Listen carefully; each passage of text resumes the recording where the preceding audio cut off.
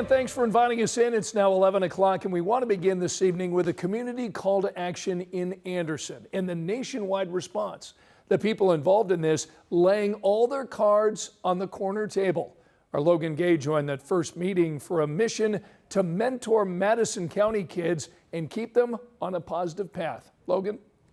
Hey, Scott, this meeting was all about bringing together leaders from both inside and outside Anderson, including Dr. Martin Luther King Jr.'s niece, Alveda King. The goal was to encourage unity and inspire young people to see a brighter future. The Anderson community is processing a shooting that injured 6 people earlier this month. According to court documents, police believe the shooting started as an attempted robbery. An 18-year-old man has been charged. The violence caught the attention of Anderson native Dr. James Dixon, a healthcare executive and motivational speaker who now lives in Utah.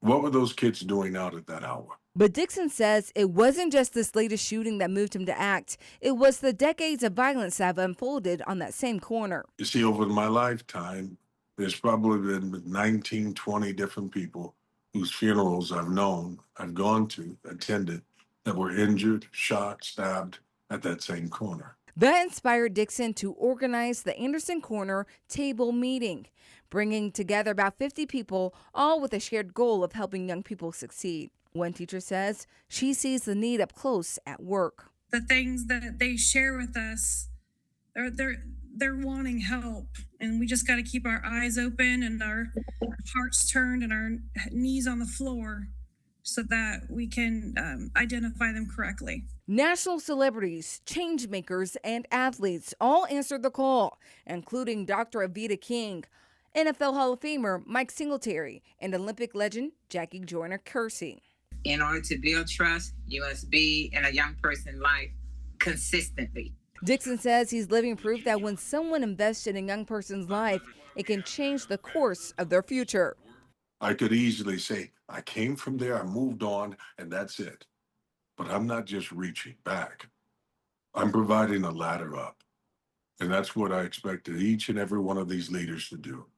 To give an opportunity to someone, to let them become someone because of what you've gone through. And overcome. And again, this was just the first meeting for the Anderson Corner Table. The next one will be in person on August 29th at Anderson High School, where they will dive in deeper about how to make these connections with young people. All right, Logan Gay in our newsroom. Thanks so much. A Texas judge just denied a request to lower the bond for the man who's charged in the death of a professional boxer originally from Indiana. Charles Medina tonight is facing a count of manslaughter. Investigators say Hannah Rapp was riding her bike with her boyfriend earlier this month in Texas when Medina sped past them. They say that Rapp's boyfriend threw up his arms toward Medina, who then slammed on his brakes and reversed toward the cyclist. Rapp was hit and killed. Medina's bond tonight is set at nearly $1 million. His attorney argued that was excessive, but prosecutors fought to keep the bond amounts high, saying Medina poses a danger to the public. This is a violent charge against innocent civilians made while the defendant was on bond for violence against innocent civilians. So as you heard there, the assistant district attorney says Medina was out on bond at the time of the crash. Investigators say he engaged in an armed standoff with law enforcement back in 2024. Rapp's family watched today's court proceeding virtually from Indiana. Angela? Scott, last night at this time, we were talking about the dozens of storm reports due to wind damage, and we have new information from last night's storm. Confirmed tornado in Grant County near Marion, EF0 damage, estimated winds between 65 and 85 miles per hour. Once that circulation lifted, that storm continued to produce straight line wind damage, and you can see all of that north and east of Indianapolis. Those storms are now along the east coast and not a concern for central Indiana. Clear skies, not as muggy tonight. Nothing to slow you down weather-wise for that morning drive on Wednesday. Morning temperatures in the 60s, then lots of sunshine and highs in the low 80s tomorrow.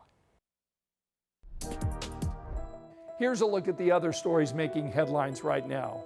Tonight we're getting a closer look at the prosecution's case in an Indianapolis murder trial.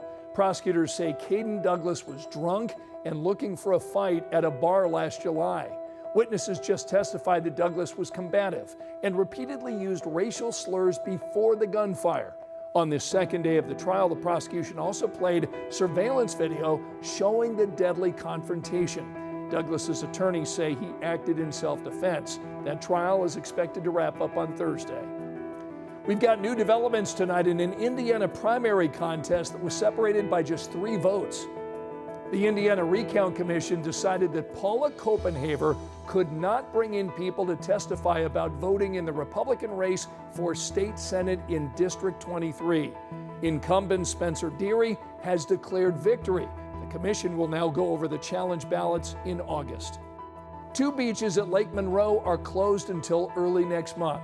According to the Indiana DNR, the water is nearly 6 feet higher than usual. Several boat ramps and fishing piers are also inaccessible. You can check for updates on DNR's social media. And tonight we're getting our first look at the new design for the NTT IndyCar Series race car. You'll see them on the track in 2028, but the initial testing begins this week. IndyCar tells us these cars have a modernized look geared toward faster lap times. They say the cars are also safer. Remember, you can find all of our latest local stories streaming anytime. Just scan this QR code.